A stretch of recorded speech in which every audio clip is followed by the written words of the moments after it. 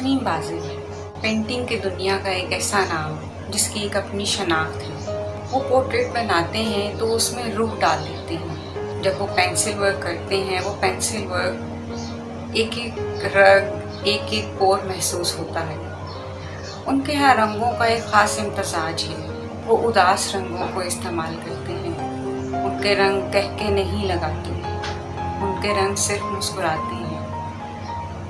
ان کے رنگ باتیں کرتے ہیں اور بعض اوقات ان کی کچھ پینٹنگز آپ کو زمان و مکان سے ماورا کر دیتی ہیں۔ شمیم بازل کے ہاں ایک اور خوبصورتی ملتی ہے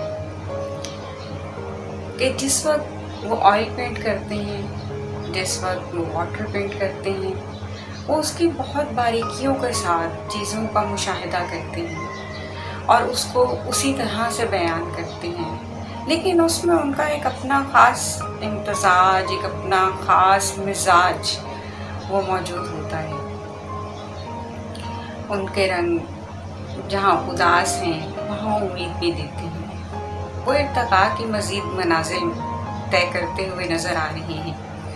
انہوں نے ڈرامہ بھی لکھا اور مکالمہ بھی لکھا اور امید ہے اس سارے ارتقائی منزل میں انہوں نے بہت کچھ سیکھا اور ان کی مزید آنے والی جو تخلیقات ہوں گی، مزید آنے والی جو پینٹنگز ہوں گی، اس میں ان کا وہ ارتقائی سفر نظر آئے گا۔